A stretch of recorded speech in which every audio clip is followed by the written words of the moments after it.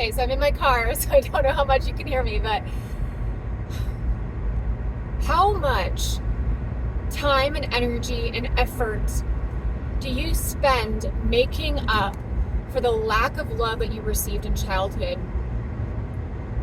That feeling of not being enough, the haunting spiral of anxiety of, will I ever be lovable? Will I ever be good enough? And then, it follows you, and then it turns into this mind fuck of like, well, will I even have enough? And all of it comes down to is you were denied your true self. Okay, so it's like, I want you to ask yourself, like, how many programs were taught to you that you took on as truth, as love, that actually taught you to disconnect from the part of you that comes so naturally? Like, I remember sitting in class when I was really, really young, like grade 1, grade 2.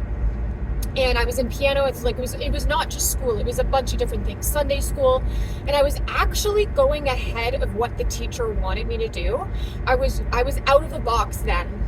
But then always I was told, like, Sarah, like, you need to slow down so that the rest of the kids can keep up. Then fast forward in grade 3, once my parents got divorced, there was a lot of trauma, a lot of things happened. Like, my bedroom just felt so dark. Okay, I know that there's some of you guys that can relate to that.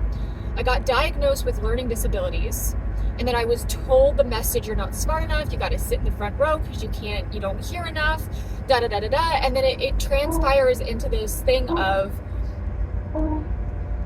I can't be myself and be successful. I can't be myself and have love. I can't be myself and get accepted. And then you add on trauma in the household, where I was seeing my mom be abandoned. I was seeing her, be left by our dad. And like, parents, like, you guys are so amazing.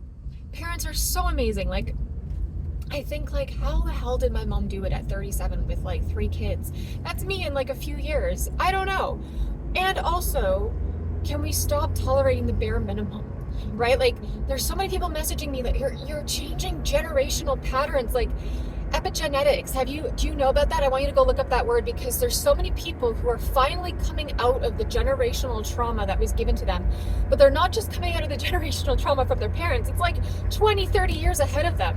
And you are the souls that were like never meant to be boxed. And so you're in this journey of like, you're learning to unbox yourself, and then all of these fears come up, these programs, these beliefs that are coming from people ahead, like before you. They're not even yours. They're not even your truth. But it's like, how do I connect? This was me, okay? And I know that you're going through this.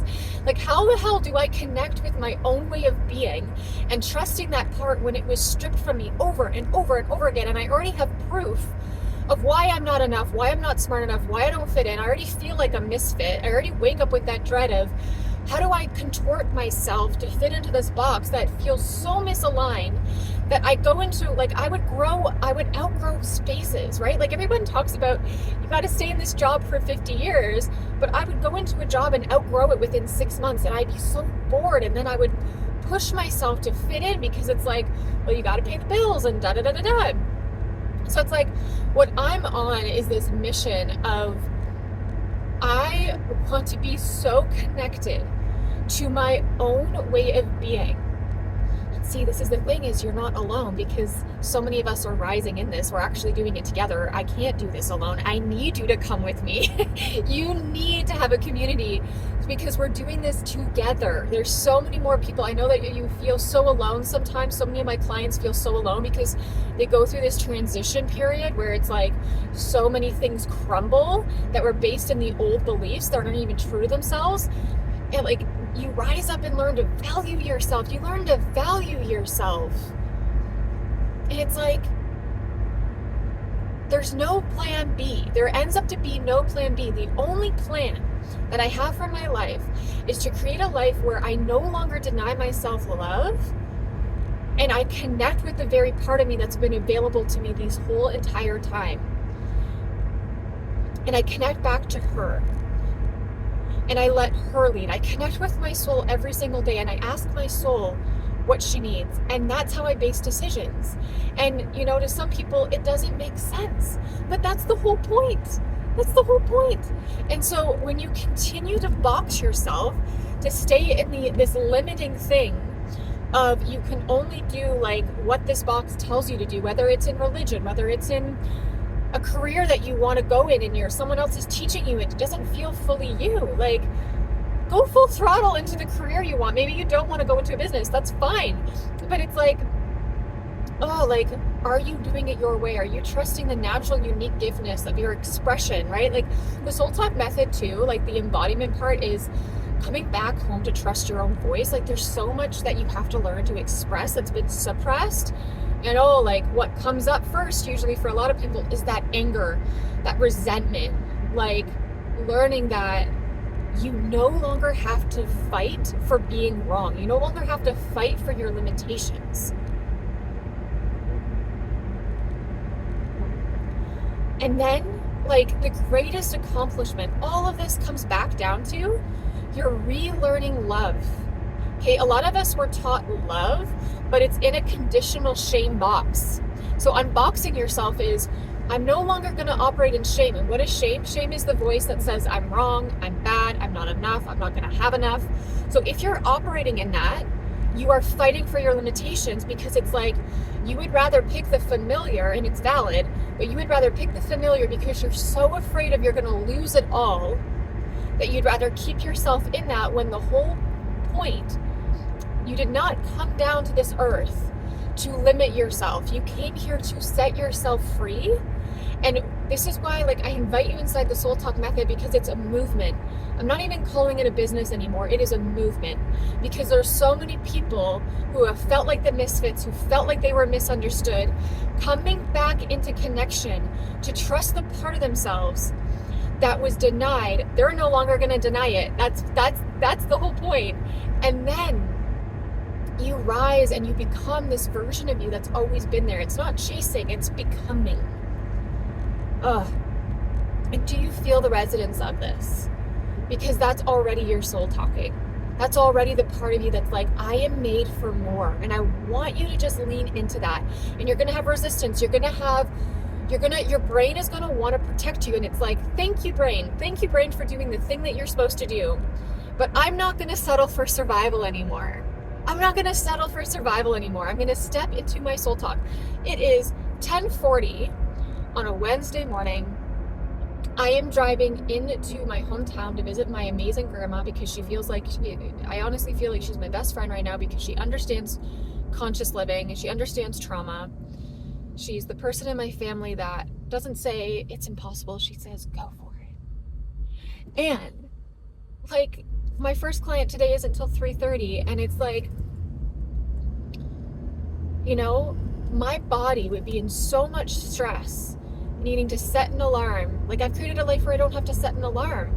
I wake up though with so much fucking excitement to live my life, and sometimes I wake up at 6, sometimes I wake up at 9. It's all with my soul's rhythm. And sometimes I need to go to bed at 9, and sometimes I stay up to midnight, and things are flowing through me. And it's like, your soul is connected to the life force that wants to create in this lifetime, not stay stuck, not stay disconnected. Like, the Soul Talk method is not for you to come in and fit into another box. It's for you to come in and be guided to trust and connect with the very part of you that's here to do something that hasn't been done. I want you to go past me. I want you to go and inspire me. And also, you don't have to do it alone. I want to give you a safe space. I want you to learn that you're safe to express and trust your voice and come into alignment and have safe love in your life. Some of my clients say, Sarah, you're the first person that's teaching me that I actually matter. I take that with high degree. I take that as a high honor. I want to give you a new foundation to live your life with, that says anything is possible, that says you can go to the moon, you can go, like, the sky isn't even the limit. Like, you don't have to contort yourself to get what you want. You no longer have to fight for controlling of, will I lose it all? You get to trust yourself and move out of survival into actual safety, which is building an intimate relationship with your soul, the unknown, and infinite forces of God, the universe. Like, I left religion because I felt like it was fitting me into a mold that wasn't like, God wanted to take me way beyond that. I didn't leave God, I left rules. And I became a channel to trust that every single decision I rebel against when it comes to rules, I ignite the life force of God within me. So it's like, do you want to just say, Jesus, okay, Jesus is invited into my heart, or do you actually want to live a radical life of self-acceptance and self-love and experience an unconditional love that like surpasses what anyone else can tell you is impossible? I want you to live a life where every day you wake up and you're surprised because you're held by something powerful, greater beyond you. This is God. You're not fighting and grasping and controlling in efforts to be good enough because someone else told you you're not enough. This is the movement. This is the experience. The Soul Talk method, the Soul Talk embodiment is for you to no longer deny love, no longer live in I'm not good enough, and be chosen. Live chosen.